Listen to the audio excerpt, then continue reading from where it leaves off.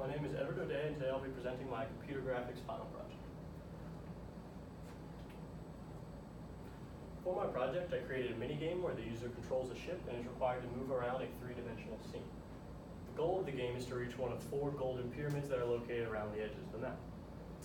On their way to the pyramids, the user must be aware of obstacles such as icebergs. Now, these icebergs will either be stationary or moving throughout the scene. There are many examples of minigames being coded in OpenGL Online. Take, for example, this one where the user is required to control a ship and avoid torpedoes that are launched at the ship regularly.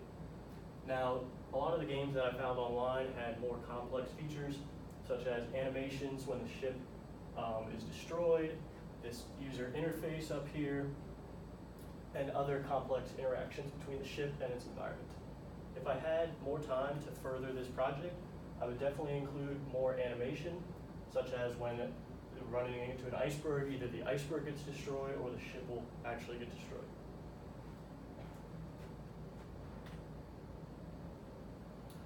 In order to handle the player's movement throughout the scene, I utilize the camera object, which responds to players' movements and updates the camera's position. I also used an iterative variable in the display function, so every time the display function gets called, the iterative variable goes up 1, and this variable is used to drive the motion of the obstacles by updating their positions. I also needed a collision detection system.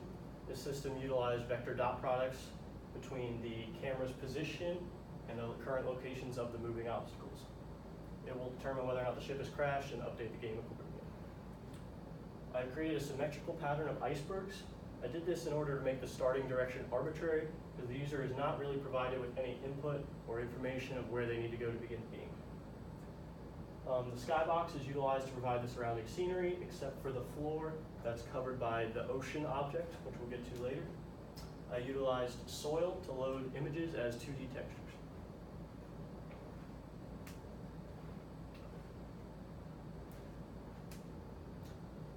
I utilized an online OBJ file for the icebergs, loading it into the project using the geometry class provided in the Project 3 framework. For the shading of the icebergs, I utilized environment mapping to calculate a reflection vector that then gets sampled against the skybox texture to produce reflections of the skybox into the icebergs, such as the stars, the planet, and the scene. Icebergs have a back and forth movement that is based on an iterative variable that reverses direction. Here you can see a snippet of the code for the iterative variable. Increments from 0 to 8 by 0.25. Once it reaches 8, a Boolean variable gets reset, and then it increments back down from 8 to 0. This creates that back and forth motion of the icebergs that we needed for the project.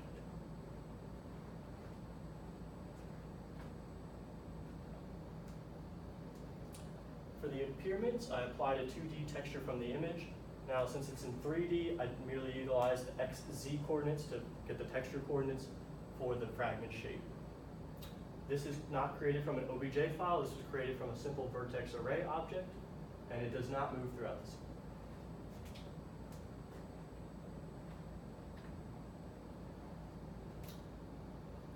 The ocean is represented as a 2D plane at y equals 0.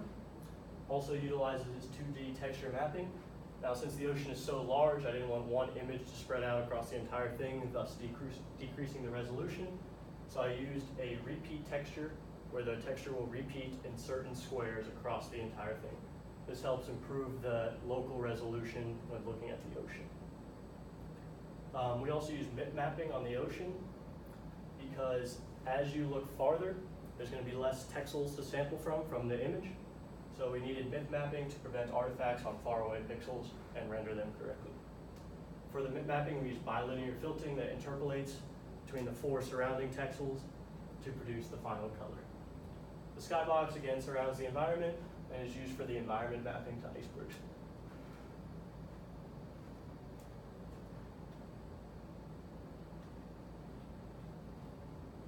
Challenges. The main challenge that I ran into with creating this project was that I was depending upon the geometry class to load in multiple OBJ files and render them, such as the ship. The problem that I ran into, that I noticed that other people in the class also had, is that when you initialize multiple geometry objects, the second object would not be rendered correctly, due to some overwriting of the vertex object arrays into the second object. For example, when I tried to code the ship after coding the icebergs, the ship had its ship vertex object array, and it was also overlaid by the object array from the iceberg. To solve this solution, I simply temporarily rendered the ship as a simple platform instead of the complex OBJ file that I was aiming for initially. Also, the display is not entirely smooth movement, as you will see in the demo. This is probably due to an overload of code in the display function. If I were to refactor the project, I would make the display function more efficient so I can process it quicker and create a more smooth movement display. I ran into a lot of trouble with my model, view, and projection matrices throughout the project. This is one of the more fundamental things in displaying the 3D scene, especially with movement. Eventually, I realized that one of my problems was that the projection matrix was not inputting the degrees not inputting the field of view in degrees, it was inputting it as radians, resulted in a very zoomed in view where I could not see anything.